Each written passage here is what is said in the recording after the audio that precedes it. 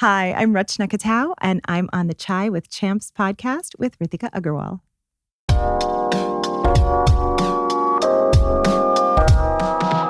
Welcome to the Chai with Champs podcast. This is the center stage for South Asian cinema. I'm your host, Ritika Agarwal, and I'll be sitting down with Oscar-nominated producers, award-winning directors, actors, composers, influential film critics, and more who are shaping the future of South Asian cinema.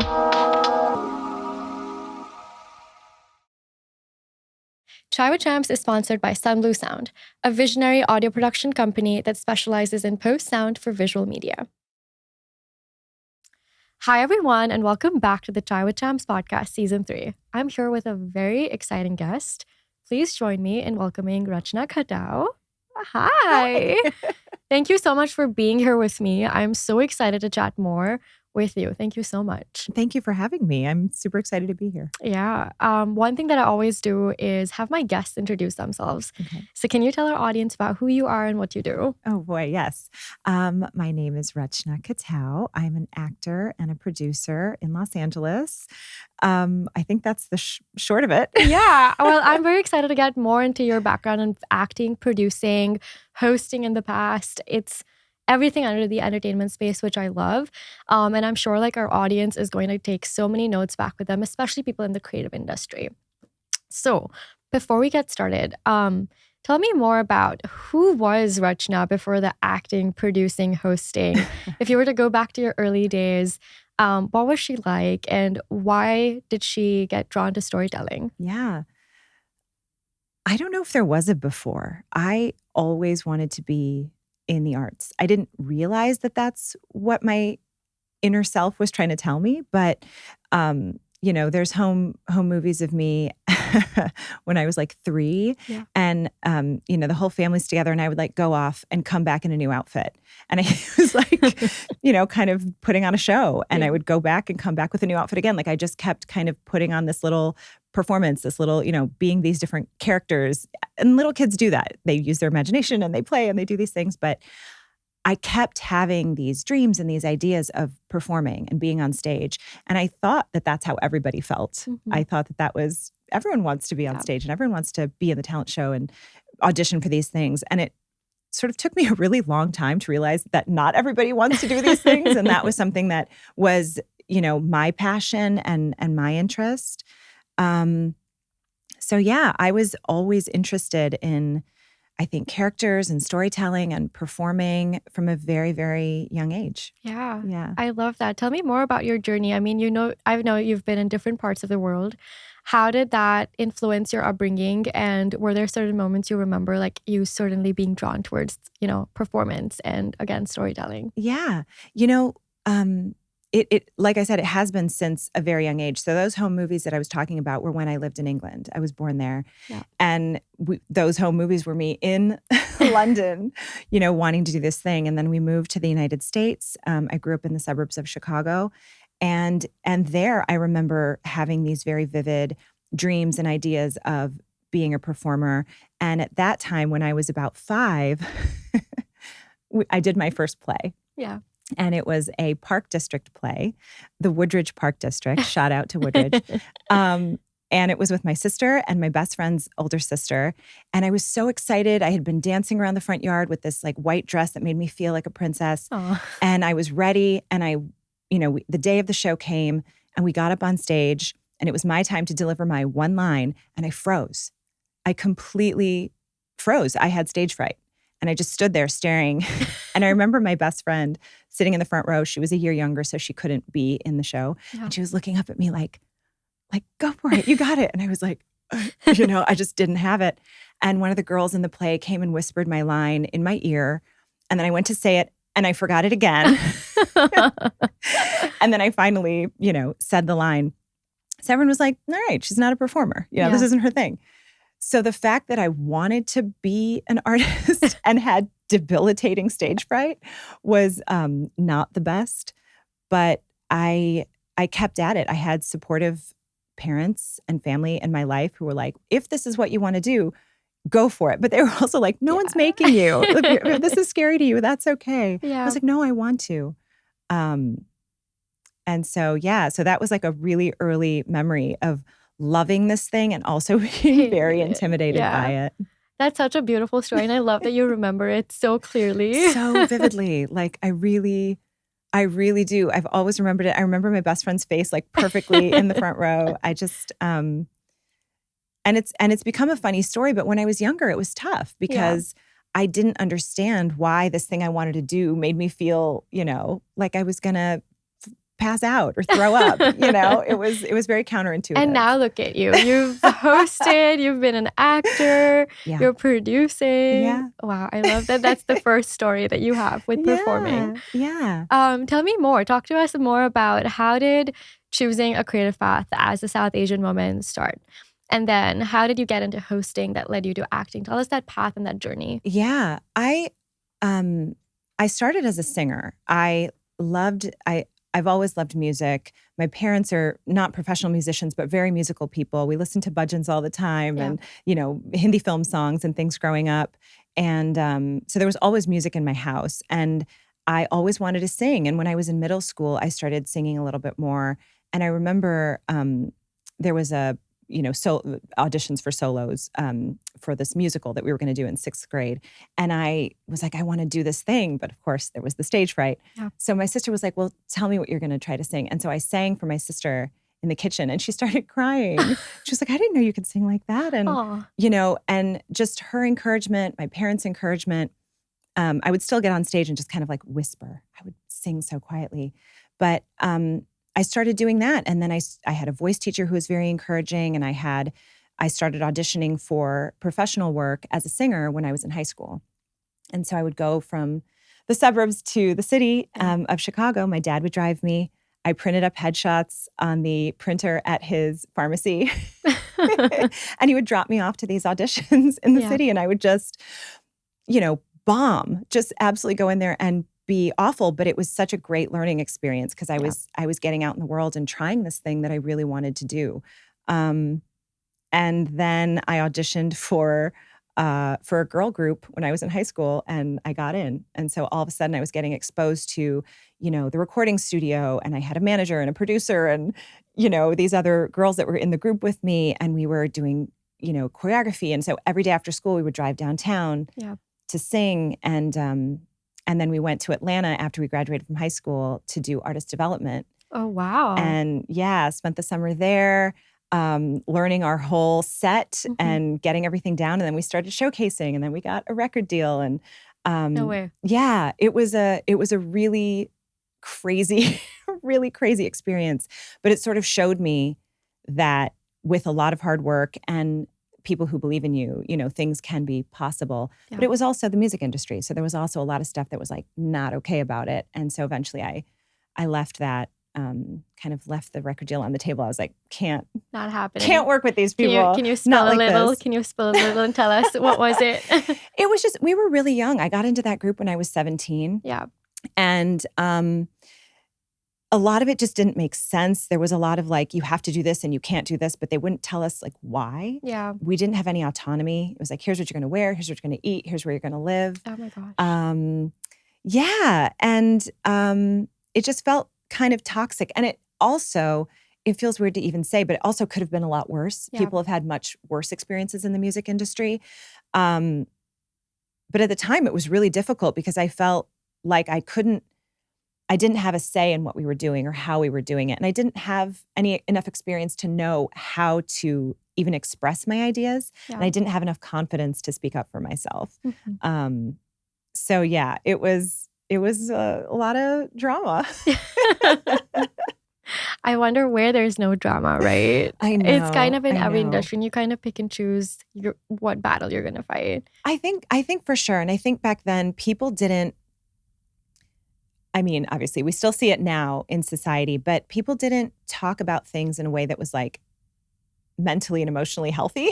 We didn't have the language and the tools back then. Yeah. And so I think now it would be such a different situation to go back and do it now. Or if I saw a young person going through it, like the guidance I would offer would be so different. Right. Because we just don't need to move through the world in a way that feels toxic and uncomfortable. We can absolutely have a voice. 1000%. Yeah. And now with all these years of experience, in 2018, you appeared on The Big Bang Theory, Yeah. which is a huge milestone for anyone who's kind of in this industry to be on such a big show. Mm-hmm. But for someone who didn't pursue the traditional film school path, how did this opportunity come to be? How did you enter a room like this? How do you get that audition? Can you tell us what that process looked like? Yeah, for sure. I mean, my my path is not the path, right? It was just my path. Yeah. And there's so many things I think that led to getting in the room for that audition. Yeah. But sort of the surface level stuff is that my agent submitted me, and I had been in for that office. It was Velko Miller Casting did The Big Bang Theory. I'd been in for them a million times. I had a relationship with that casting office. I had tested for pilots with them. They knew me. It was a friendly room for me to go in. And that audition for Big Bang was the only time I auditioned for the show. I hadn't been in before. And so I went in and I, thankfully booked it. Yeah. But I think getting to that point was, a series of crazy events, like the way this industry can be and just life can be in general, right? Yeah. I had a wonderful agent. I still have her. It's Gwen Pepper. She's wonderful. Her name is so great. She sounds like she should be, a comic book character. Yeah. She's so cute. And I had that probably because I was in the ABC Showcase, and I got that probably because I did the Second City Conservatory program, which gave me a lot of confidence with comedy and improv and, playing with characters. The Showcase led to a talent deal with ABC, which allowed me to be a full-time working actor. I didn't have to have a day job once I got that talent deal. Yeah. So it's like there's so many different things that happened, and I don't know exactly what led to what, but it feels like everything was kind of putting me on some path to getting that. It's the butterfly effect. It's the butterfly effect. It's so beautiful. You never know what opportunity is going to get you to the first one or the next one. 100%. Yeah. Yeah. But tell me more. What was the first opportunity like? Like, when did you, first of all, know that no, acting it is for me? Yeah. How did you go about even finding an agent? I feel like that process in itself is so hard for some folks because they don't know where to start. And it's, in a world now of social media and DIY and creators, there's so many actors out there. The competition is even more than what it used to be. Yeah. So tell us more about that process, and what advice would you give to someone who is, trying to be an actor in 2025? So, okay, let me think for a second. Because I feel like you touched on a lot of things in that question. Yeah. First, for me, the transition from music to acting, I'd always wanted to be an actor. I'd done that growing up as well with like musical theater and things. And I felt like in Chicago, my experience was that there wasn't a lot of colorblind casting at the time. And so I felt like I needed to get out to LA. And so I got to LA by going to USC for grad school. That's what brought me out here. And that's where I was doing a lot of hosting and producing. I worked in entertainment news. I worked in international news, investigative reporting, a lot of different areas of the news. And that allowed me some stability, but I missed the performance piece of my life so much. And so I started auditioning again, and I went to the conservatory at Second City, and I got into acting classes. I also took film classes at USC. So it was really trying to continue to have a thread, a connection to performing at all times, to entertainment at all times. And when I did, when I was at Second City, I think that's when I started submitting for agents. And I just did like mailers, like old school manila envelope mailers. And I met with some really, really interesting characters. Okay. Like I went to one place, they were like, don't wear any perfume, we're allergic, which can be a thing. I totally get it. But I got there and she was telling me about, oh God, their charity work in India and all this stuff, and how their religion inspired them to do it, and how she was going to be praying for me, and how if I wanted, I could go to church with her. And I was like, thank you for your time. I'll see myself out. There was an agency that like threw all these parties all the time, and that's like what they were known for. But I don't know if any of their actors ever actually like worked. Got any work? Oh like, my gosh. It was I was like, what is happening? Are you an event planning company? Yeah, there was just a lot of people that you're like, I don't think this is legit, Yeah. And then I signed with this guy, Casey, who was like a one-man band the nicest guy, totally believed in me and just worked really hard for me and started to get me into rooms that I hadn't been in before. And then I got the ABC showcase while I was signed with Casey. He was then going to leave the industry. So he introduced me to some managers. Again, met with some real characters. Yeah. Like I walked into one management office and the guy started telling me about his childhood trauma. Oh my God. And I was like, thank you so much for sharing that with me. I'll be in touch. And like, I think it's great if people can talk about their childhood trauma. I just didn't see how it related to him being a possible representative for me. No. It didn't, I was missing the mark there. But I eventually signed with a manager. And then when Casey left the industry, that manager introduced me to other agents and Gwen was one of them. And so I've been with Gwen for a long time through that, but it was like, again, the butterfly effect. One thing leads to another. I love it. It's not a straight line. I love it. I love it. And I also think it's so much of like a trial and error process. Like, don't feel bad about being rejected the first time, or don't feel bad that your first meeting was, childhood trauma, for example, or like crazy things. No, and it's, it's easy to say like, don't feel bad. Obviously, you got to feel your feelings, but like, just move on. Yeah. If someone is not a fit for you, it's like dating. It's like anything else. It's like friendship. You got to find your people. And if they're not your people, that's okay. It's not a reflection of who you are or what you're capable of. It's just, those aren't your people. Move on, find your people. Exactly. And everyone can find their people. We all have them out there. Yeah. It just sometimes can take a little extra work. Yeah. I mean, like your vibe attracts your tribe at the end of the day. There you go. I love that. Yes, 100%. Absolutely. And then another thing is DIY. Yeah. I love that you just like mailed out your headshots. I think that's just so courageous. And I think for now, it's really about sliding into your DMs, right? Yeah. I always joke about it and I always say that slide into the DMs for the right reasons and you'll find your match through that. So thank you so much for sharing that process. I think it's so insightful. Would you do the same thing had you been starting your career in 2025? Gosh. Who knows? I mean, to some extent, I feel like we're all kind of starting our careers now. Like the industry has changed so much. And so what we did back, 10, 15 years ago isn't what people are doing now. And I'm still figuring out what that looks like and what that means. Yeah. I think for me right now, the DIY piece is saying, I want to learn about different parts of the industry. I want to explore, I want to bring back the journalism piece. I want to, be a decision maker. I want to I want to get stories made that I believe in. And so I'm producing now, which I've been doing, more recently.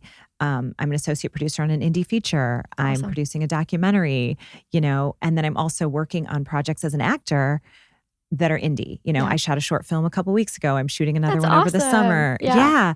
And I think it's that, vibe tribe thing, like find your people and create stuff with them 100%. And figure out what brings you joy, within your craft and within storytelling, but also outside of it. Yeah. I think for me, that was a really big lesson that I had to learn. People would tell me like, live a full life. But I also got guidance that was like, don't have a day job that isn't related to your craft. It takes away from your artistry. It doesn't make you pursue it as fiercely. And I think that's actually really bad advice. Yeah. I understand kind of the reason for it, but like, no. Live your life very fully outside of your craft and have a job that gives you stability. Yeah.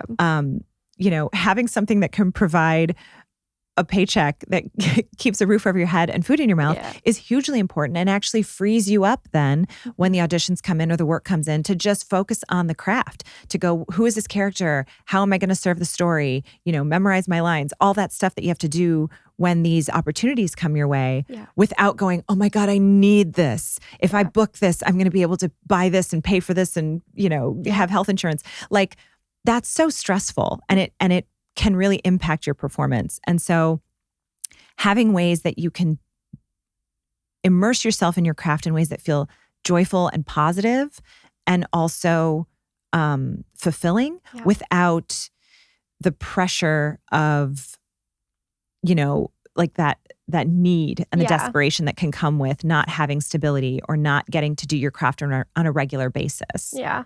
Yeah, this perfectly segued actually into my next question, where, acting is truly about a wait game. You're Mhm. waiting for that audition, you're waiting for a callback, you're waiting for your paycheck, and Yeah. that really does result in a lot of financial instability. Yeah. Like you mentioned, it is important to feel secure. And a lot of creatives now are wanting to first pursue the creative path, but then also kind of feel secure. And as someone who quit her job like literally 2 months ago, Yay. I mean, yay, congrats, because you're doing things. You're not yeah. just like quitting your job and then waiting for the phone to ring. Yeah, no, absolutely. But I think it's so important to one, be relevant in the industry, and then two, also find what's going to bring that stability in your life. Yeah. I mean, as someone who's experienced it and of course loved my experience, it was in the entertainment field, learned so much.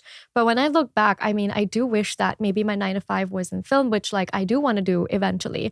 If I am going to go back in that corporate space of 9 to 5, I want it to be related to something that I'm passionate about, because Yeah. then I feel like I am doing the work in its entirety and not feeling like I'm being pulled away from it. Yeah. So Yeah.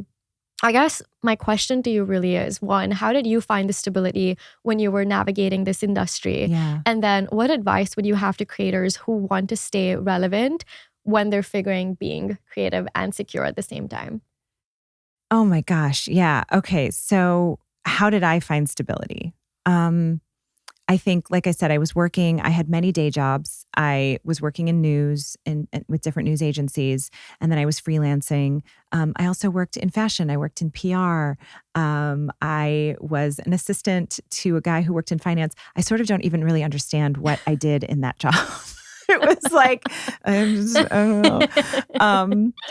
And for me, it was getting the talent deal with ABC that allowed me the freedom to not have to have a day job. And then the work started coming, and I was able to be, a working actor, which is like such a blessing and such a gift. And some people will be like, no, that's normal. That happens. Of course, it happens for people, but it's not a guaranteed thing, right? The journey is the only thing we're really guaranteed. Yeah. And so yeah, if your day job can be related to the field, that's great. That's like a major bonus. I think you should absolutely pursue that. But I also met someone at a WGA meeting last year who's a doctor, a practicing medical doctor, and he wanted to be a TV writer. I mean, it's not my story to tell, but I just thought it was so interesting because he started consulting on a medical TV show and then became a TV writer that way. And so now he is a working television writer, but also still a doctor. Yeah. So it's like, you don't have to discount your passions and your interests to just do this one thing, right? You can actually find stability through whatever brings you joy. Mm-hmm. And monetizing your passion isn't a bad thing, but sometimes it can be, oh, what's the word? It can feel like too much. It can be too much pressure. It takes this thing that you love and it's made it this, basically,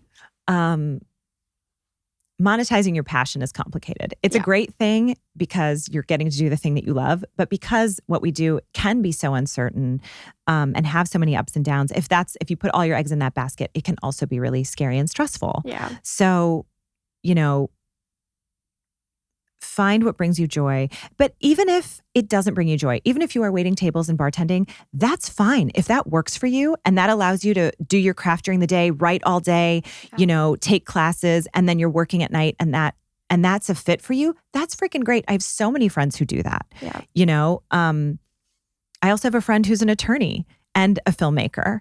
It's like you can kind of do anything. And sometimes you feel like, well, if I go to school for this and I spend, 3 years doing that and then a year taking a test and I'm not really a filmmaker. Well, you're actually bringing all of that experience to your craft. Yeah, exactly. You're actually bringing all that lived experience and all that financial stability to your craft. Yeah, absolutely. You can self-fund the projects you want to make. It just maybe took you a little bit longer to get there because you were doing this other thing, but like it's all related. Yeah. And so, I think just keep doing the things that feel right to you. Yeah. And if it's related to your craft, great. And if it's not, that's okay too. Absolutely. I think it's more about like you do you, whatever is helping you fulfill the other. Yeah. Or if you're full-time in it, that's amazing. Yeah. I mean, who was I talking to? We were talking about the director of A Nice Indian Boy. Mm-hmm. He's a doctor. Yeah. And he used all of those funds to make this There film. you And this go. film's doing so well now. Exactly. So it really is like everyone's journey is different. Some people Absolutely. are filmmakers full-time, some people are not. It's finding the right balance. Yeah. But I think it's important to feel secure while you're doing it, because you never want your craft to feel like a burden on you. Exactly. Because then you're not going to be the most authentic version of yourself. Absolutely. Performing. And speaking of A Nice Indian Boy, that story had such a journey. I read early drafts of that Madhuri wrote when she was at USC doing her MFA. No way. Yes. And then she had it. We did the world premiere of that play at East West Players, I want to say like 10 years ago. And I played the mom. I saw that. That's crazy. And I played the role that Zarna Garg plays in the movie. They aged me up. I got to play. It was such a character piece for me. It was so much fun. The cast was amazing. A lot of us were the same age. I was playing the mom. And then it's been on this journey since then. It's been produced at theaters all over the country. Yeah. And then it was adapted into a screenplay and made into a film. But that literally, was more than 10 years from when Madhuri was writing this play to when it was made into a film. So the road is long. It is. That is so true. I was also talking to Utkarshini. It's her story to tell truly, but she's the writer for Gangubai, and she was telling me how that came to be in 2010, and we only recently saw it. Yeah. So it's very reassuring that things like this do take time. They do take time. Yeah. And I think that goes back to what we were saying about having other things in your life that bring you joy, because if you're working on one story for 10 years, that's great. That takes perseverance and resilience. But if that's all you're doing for 10 years, you're going to pull your hair out. Yeah. You got to have other projects, other things in your life, friends, travels, hobbies, absolutely. Gigs, whatever that bring that keep you sane. Yes. And give you a more well-rounded life. I always say that as an artist, you must romanticize your life, because that's really truly what inspires your stories. Yeah. And the films you write and the stories you write and the stories you bring to screen. Yeah. Yeah. Yeah. And it's not an easy thing to do, but the idea that, you just have to have like one identity, I think is really flawed. Yeah. And I was told that a lot when I was starting out. And I wish I had known back then not to listen to that. When stuff felt wrong, when the advice felt like, I thought, well, these people know what they're talking about. And like, some people do. Yeah. But like, take everything with a grain of salt. Mm-hmm. Take everything with, this feels like a fit for me. And if it doesn't, move on. Yeah. It's not one size fits all. Yeah, no, absolutely. Well, thank you so much for sharing that. Yeah. Now, apart from everything that you've done in just your journey, you've also opened doors for other people through South Asian Happy Hour. You have allowed people to find their tribe. And I think that is truly so beautiful. Tell us, first of all, more about what South Asian Happy Hour is. How do people get access to it? Yeah. And again, what advice would you give to creatives who are looking to kind of be in the industry, but don't know where to start, not just in terms of work, but also in terms of networking? Before we continue with the episode, I want to give a huge shout out to our official show sponsor, Sun Blue Sound. If you've not heard of them already, they are an incredible audio production company that specialize in post-sound for visual media.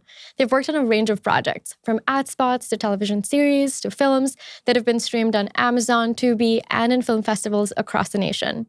The coolest part, this episode that you're listening to or watching right now has been mixed and edited by Sun Blue Sound. Ravi, the owner, is a dear friend of mine, and I can vouch that he truly cares about his clients and embodies their tagline, engineering sound for visionary creators. If you're looking for audio mixing or sound design, reach out to them directly at team@sunbluesound.com. That's TEAM@sunbluesound.com. Now, back to the episode. Yeah, well, South Asian Happy Hour is something that we started. Anisha Adusumili, Megha Kadakia, and myself started South Asian Happy Hour 9 years ago. And it came from a conversation where we said, we want something to exist where we can come together and be in community with each other. And I had experiences, and I think through no one's fault, where the community felt a little disjointed. And I think it was because, in part, the immigrant experience, being brown in this industry, we were still fairly new to the entertainment game. And we couldn't just walk into a room and be enough. Yeah. Like if if they said this is an Indian character, you'd see a waiting room full of women, Indian women, wearing kurtas to try to like prove our Indianness, to like look Indian. Yeah. I look Indian when I walk into a room because I'm Indian. Exactly. And if a casting director or someone else doesn't see that, that's not on me. Yeah. Like I can go in with a bindi and a sari on, but like this is still me. Exactly. And I love that you said it. And I think it was really hard to navigate. I think walking into spaces day in and day out and feeling like we weren't right, just showing up as we were, I think was hard. And I think that's part of why it felt a little disjointed and maybe a little competitive, but just more, I think, lonely than anything. You know, I craved community so much. And when Anisha and I were talking one day, she was like, well, I wish I had that. And I said, I wish I had that. And we're like, there must be others that wish they had it. And we had friends. We had lots of friends who we connected with and you know, had those experiences with. And we're like, well, what if we got all those people in one room? Yeah. And so we had our first South Asian happy hour at a bar in West Hollywood. And like, well over 100 people showed up. Same. The bar didn't know what hit it. You know, they were like not prepared. And they were like, whose card is this going on? We were like, no. Separate bills for everybody. Yeah. And they were like understaffed. And everyone was like, this is amazing. Thank you for doing this. And we were like, you know, we were just filled with so much joy and gratitude. Yeah. And so we started doing it quarterly. And we've been doing it ever since. We took a break during COVID and we're back and we've been doing them quarterly and people show up. People show up in droves. And I think they really love just being together. And it's actors, it's directors, it's producers, it's casting, it's composers. I mean, it's editors, it's everybody. Yeah. And people have made friends and collabed on stuff and made projects from it. People have just made friends and like are living their best lives with their friends. And every time, still now, I'm meeting new people. And sometimes it's because they're new to LA and sometimes it's because our paths just haven't crossed yet. Yeah. And I love that. You know, I feel so grateful for it. And of course, I haven't met everybody South Asian in the industry. How could I possibly know everybody? And I think that's the other thing that's really important to me and to us to share is that we should not discredit people if we don't know who they are. Like we can't possibly know everybody and their resume when they walk into a room. Yeah. And this idea that if we don't know them, they're not worthy drives me nuts. You know, we can't be gatekeepers. We have to allow for people to walk into a room and be good enough just because they've showed up, whether they have years of experience or they're just getting started. Because in other communities, people can try and make something terrible and fail and then get funded and try again. And in our community, you know, we hold each other to this high standard, or I think in the past have held each other to this high standard going like, what have they done? Yeah. And was it good? Who cares? Amen. Who cares? Truly. Who cares what you've done or if it was good? You have to start somewhere. Yeah. And we have to allow people to like take those chances and take risks and make something terrible even. Yeah. And then like learn from that and make something else. And then learn from that and make something else. And if we don't create that space for each other, no one else is going to create it for us. No. You know, so I don't know. We just really champion like not being gatekeepers, being super inclusive. The space is for absolutely everybody. And hopefully people feel that when they come and can take something away after they've been to a happy hour. That was so well said. Oh, thanks. Truly, that was so well said. I mean, amen to everything that you said, because that is so important in our industry. Yeah. It truly is. And I mean, I think we are a mighty community, but we're also a small one, especially in the entertainment space. Yeah. And so it is important to support one another, uplift one another, and like you said, collab with one another. Yeah. That is the beauty of it. Like if more South Asians were to come together and not truly compete with each other, we could truly be creating magic. Yeah. And I love that you're doing that for the community. So thank you so much. Oh gosh, you're welcome. It's our honor, really. We love it. We wouldn't do it if we didn't. Yeah. It's like it's something we really get a lot of joy and gratitude from. Yeah. So it's, you know, it's easy for us to do. I absolutely love that. And you spoke a lot about representation and, you know, us being Indian and, you know, we don't really have to dress the part. We very much look like that. Yeah. And in mainstream media, we have been stereotyped in various ways. And, you know, it's kind of also how we're perceived because that's just how we're represented on the screens. Apart from that, I mean, what would you say the industry needs to do in terms of authentic representation. Mm. What is your expectation from the industry going forward, especially in the next 2 to 5 years? Oh boy. I think for authentic representation, we need to be the decision makers. Yeah. I think we need to be the people at the top saying, these are the stories that we're going to tell. And obviously there are allies and people helping to get stories made. But I think at the end of the day, if we want really authentic representation, we have to make those stories ourselves. Yeah. We have to be the ones making them. We have to be the decision makers, calling the shots, and not having our stories be told by people outside the community. Yep. Within our community, there's so much diversity. Within the South Asian community, there is so much diversity. I was speaking to a director whose family is, Indian, but Pakistani, from Burma. My family's from East Africa. Yeah.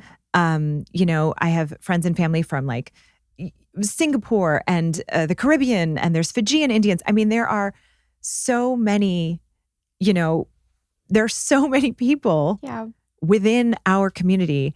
And no one's going to be able to tell those stories except for the people within those communities. Yeah. One of the directors at IFLA this year, she won the pitch competition, and her name is completely escaping me. I just met her at South Asian Happy Hour.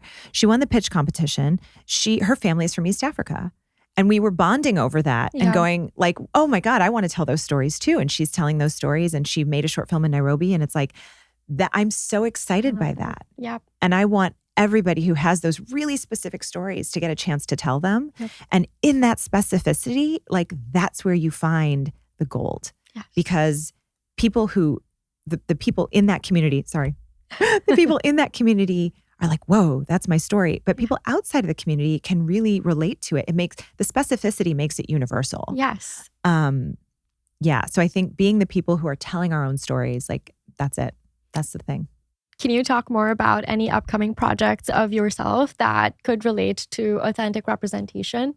Yeah. I mean, well, I'm going to be in a short film. I'm going to be acting in a short film by Rachna Khatau. She's an amazing actor, an amazing writer, and this is going to be her directorial debut. Amazing. And I've worked on plays that she's done in the past, and she tells these really specific stories. She draws from her own life experience, and she's doing the same thing here, but she's crafted a narrative around these two women. I don't know how much I can talk about it, but she's crafted this story where the lead happens to be an Indian woman, but it's not about Indianness at all. Yeah. It's just, I'm going to be playing this character who is at her lowest point and looking for an escape. Yeah. And that's something everyone can relate to, but Lena wrote this story from her perspective as an Indian American woman and cast me in it as an Indian American woman, and we're going to tell this story. I love that. Well, I'm excited for it to come out. Thank you. When can we watch it? We haven't even shot it yet. We are shooting it this summer, but it is a go. Yeah. I'll keep you posted. Yes, but people can check my Instagram. Yes. We'll post about it. I love that. And I also love that you spoke about Indianness. Yeah. It goes back to the roles that you've been casted in, like going back to talk about the Big Bang. Yeah. I don't think those characters were necessarily written for a South Asian arc, right? 100%. So I love that. Yeah. And I think that we really, even nowadays, I kind of see how it's being, what's the word I'm looking for? Really putting us in buckets of like, oh, they should be South Asian. They should have a thick Indian accent. What is even a thick Indian accent? Yeah. It's a stereotype that we have developed through media. It does not exist in India. Each region has a different dialect. Yeah. Each region has a different accent. So like you said, one, Indianness is different. And then two, each person has such a diverse background, diverse upbringing. What if you were to give advice to a casting director or a filmmaker, what would you recommend to them, especially in the South Asian space, when they're creating stories for us? Is it important to really tap into certain stereotypes, or can we create our own and really express ourselves as who we are outside of the bindi and the sari? Like, what would you say to that? Oh my gosh. Yeah. I mean, stereotypes are the worst. Period. I mean, I think they stem from something, right? They stem from something, but what is it? It's like someone's experience of someone else that they then sort of run with. Yeah. Right? And they, I think, end up being more harmful than accurate or productive. Absolutely. But if somebody's lived experience is authentic to that, and someone is telling that story within that community, then I think that's okay. I think it's okay to tell a story of an immigrant with an accent who wears a sari and a bindi. I have relatives that did that, right? But that's not all we are. And I think what's interesting is I referenced the A Nice Indian Boy. When I play the character on stage, I had to really play a character because I could not play the mom as I walked on stage 10 years ago, just like this. And so I did draw from, my nani and, some other people in the community that I knew, but I wasn't trying to play a caricature of a person. I wasn't trying to insult who these people were. I was trying to understand who they were. Why did they behave this way or speak this way or walk this way? What were the things that horrified them and why? What was so scary about a foreigner coming into their family and why? As opposed to sort of just this like surface level, it's funny to speak with an accent, or it's funny to walk in this way, right? What made it real? And Snehal Desai, who's now running, CTG, was the director. And he really, worked with me on figuring those pieces out. So again, having like Madhuri Shekhar wrote the play, Snehal Desai directed the play, it was a cast of brown people, except for Christian Durso, who played the token white guy wonderfully. But being in control of those stories is so important. I've rarely been cast in things where they say this needs to be an Indian character or a South Asian character. I've always done well when I've walked into a room and they're saying this character can be anyone. That's how I got a recurring role on Baby Daddy. It was a room full of all different women, and they were just looking for someone who felt like this character. And I felt like the character, I guess, for them or whatever. But it was great. It didn't have to be, a South Asian character or any other particular character. It was just who is this neighbor in the building? And it could be anyone. What does she bring to the story? And she can be anyone. And that's when I've worked the most, is when the character can be anyone, and then I'm allowed to just be myself. Because growing up here, being born in England, parents from East Africa, but of Indian descent, in any one room, I'm not enough of anything for other people. So relatable. I'm not American enough I grew up not being American enough. When I went to India for the first time, I wasn't Indian enough, but I'm not African. You're not African. It's like all of these different pieces. And I'm like, but I am all of those things. I am all of those things imperfectly. Yes. But I am all of those things. Yeah. They are all a part of my identity. And I think growing up, it was really hard to kind of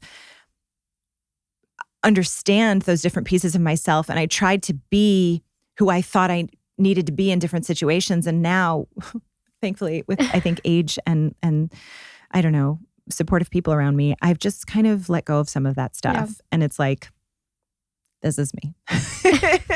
This is who I am.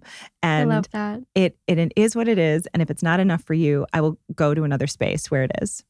I love that. I think that's just wonderfully said, wonderfully done. So much to take back. Thank you so much for sharing that. I think we need more people like you in the industry who not only embrace their identities, but allow other people to do that. Yeah. I think that's so important. I mean, why are we trying to make people feel like they're not enough? Yeah. Yeah. Well, thank you so much. I'm going to move on to this round that's called Spill the Chai. Oh, boy. It's 5 rapid fire questions, nothing controversial. Whatever comes first to your mind, we spill that. Okay, first question. Mm-hmm. Complete the sentence. The most underrated part of being an actor is? The most underrated part. Oh, the most underrated part of being an actor is I don't know. The first thing that's coming to my mind is just like making people laugh. Yeah. I've gotten to work a lot in comedy. And for me, especially in multicam sitcoms, you have a live audience there. So getting to make people laugh and getting to change your performance based on the reaction that you're getting from the audience is like just I've never thought fun. of it. It's the most fun. Wow. Be honest. Have you ever pretended to know someone on set because you blanked on their name? What happened next? Yes. Yes. Look, when you're not a series regular on a show, it is like being at the first day of school every time you book a job. You walk onto a set, there's 100 people there. They're not like wearing name tags and stuff, and you're just like, hey, man, But largely people are so great. And so friendly, and you just try your best. Yeah. I love that. Most absurd thing you've been asked to do an audition? The most what? Absurd thing? Absurd thing. Yeah. I've been asked to do an audition. Did you do it? Oh, Lord. The most absurd thing I've been asked to do in an audition? Okay, this isn't really an acting audition, but I thought it I went to an audition that I had found on Actors Access a very long time ago. And it was supposed to be for a host job. And it ended up being like a pyramid scheme. Oh. Where like they were trying to sell us like women's feminine hygiene products. And then like we would like they were acting like we were going to host a thing online to be like helping them sell these feminine hygiene products. But then by the end of it, they were trying to sell them to us. And it was like, well, if you buy these and then you get people to buy them. And then like people slowly kept leaving. And I was like, oh my God, I think I should leave. But I was still like, trying to kind of go like, is there a job to be had here? That is so funny. I did not buy the product. Okay, good. And I did end up leaving. I forgot about that. That was a long time ago. Wow, these are really funny stories. I love that. I'm sure you have a bunch more. Complete the sentence. If I wasn't acting or hosting or singing, I'd probably be... If I wasn't acting or singing or hosting. So if I was doing something outside the industry. Basically. I might be like a professional organizer. Okay.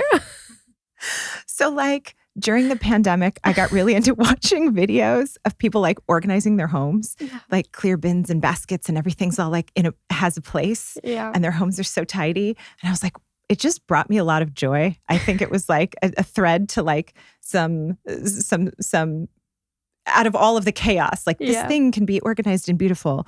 And I strive to have a very organized home. It's not always, but... Wow. We need a sneak peek. Have you seen Khloe Kardashian like stack her cookies? No. Oh my gosh. Is this a thing? Yeah. No. Oh, that's another thing. Okay, cookies. The other thing I would do, I have no talent at this whatsoever, but maybe I would do this. Online, you can watch videos of people flooding sugar cookies. It's like you do an outline around the cookie and then you flood it with the icing and it just like makes a really nice, beautiful... sheen. And it's so relaxing to me. I'll just like watch cookie flooding videos and be like, so maybe I'd like decorate cookies. Now I know what you're doing in your free time. If I don't get a hold of you, you're organizing. I'm watching videos of other people organizing and flooding cookies. That's so funny. It's totally normal. Last question. Mm-hmm. If you had to cast your life story, which actor is playing you? Oh my gosh, that's a really good question. What actor is playing me in my life story? Okay, the first person who comes to mind is an actor friend who I just saw at IFLA this past weekend, Mira Kumbani. Okay. She's just like a lovely person, and I think we have a lot in common, and I think she would probably do a great job. I love that. More shout out to her. I love it. Well, that was your Spill the Chai round. You did phenomenally well. We're going to go to the last part of the podcast, which is one of my favorites. It allows us to reflect on our conversation and also gives you an opportunity to reflect on your journey. Mm-hmm. And so what advice would you give to your younger self if you could go back in time? If I could go back in time, the advice I would have for my younger self, God, if there's a way to be more confident, and shut out some of the noise. That's not really like usable advice, but to just not be so impacted by people's sort of negativity and harmful energy. But also I think surround yourself with supportive people. Like we were saying, find your people, surround yourself with supportive people. You cannot do this. You cannot be in this industry if you do not have supportive people around you. It's too difficult. Yeah. Have your cheerleaders, even if it's 2 or 1, just have them around have you. 1, have 2, have 50, have as few or as many as you can, but people who really see you and can support you with what you're trying to do. Yeah. I love that. Yeah. And with everything that you've done, acting, hosting, now producing, and being a part of these really impactful stories, what legacy do you hope to leave behind? Oh God. What legacy? I don't know. The thing that's coming up for me is I was at one of our happy hours pre-COVID, and a friend of mine brought a friend of hers to the happy hour, someone I had never met. And she got like a little emotional and said that when she saw me on Baby Daddy, it made her believe that this career could be possible. Oh. And it was like, I was floored by that. I was so humbled and honored and like caught off guard that, me just living my life and like having a job meant something so big to someone else. Yeah. So if people can see my work or what I've done and feel like this is possible for them or feel represented, if they're not in the industry or want to be in the industry, but feel like they're seen through the stories that I'm telling, I think that would be a tremendous honor and a legacy I could be really proud of. I love that. I feel like something you've been doing, and even through happy hours, really giving a voice to the ones that are not being seen or heard. So I love that. Thank you. I hope so. The last question is really a reflection on this podcast. I'm really trying to, get us all on that main platform and bridge the gap between the East and the West. What do you think the audience and the filmmakers need to be doing to get South Asian cinema on the main stage, not just as a genre or a region, but truly as a global force in storytelling? I think just telling the stories that you want to tell. I mean, I'm going to paraphrase this because I don't know the quote directly at all, but Jordan Peele said something about like, tell the story you wish existed. Like, tell your favorite story that doesn't exist. Something to that effect. Sorry, I just butchered it. But tell the story you want to tell, make the story you want to make the way you want to make it. And I think those are the stories that will resonate the most with people. And I think those are the stories that will allow us to be, seen on a global stage. Yeah, I mean, I just saw Cactus Pears, and it's such a beautiful story. It's unlike anything I've seen before. And, that writer-director just wanted to tell this story in this way, and he did. And it's being so well received. It was the grand jury prize winner at Sundance and the audience winner at IFLA. And I think that's it. I think tell the stories you want to tell the way you want to tell them. Don't let people tell you how you should be represented and how you should be representing South Asians. And believe in yourself and find those people that will champion you and your stories to get them made. It's not easy. I understand that's like much, much easier said than done, but I think that's the way. Yeah. Well, thank you so much for sharing that. It was truly such an honor to have you on the podcast. Thank you. Thank you for doing this. I think it's so amazing that you're creating a space for people to talk about this industry within our community, because I think even this allows people to see themselves. Yeah. This creates more representation and hopefully can give people some guidance of like how to do this thing that we want to do that seems impossible, but is totally possible. Oh, that means so much coming from you, truly. Well, thank you so much. It's so lovely being connected and finally seeing you IRL. Yeah, totally. Thank you so much for tuning in to the Chai with Chimes podcast. If this episode sparked something in you, go follow us, share it with your friends and family, rate it, and subscribe for more. I will see you next week where I sit down with another incredible guest that's bringing South Asian cinema to center stage.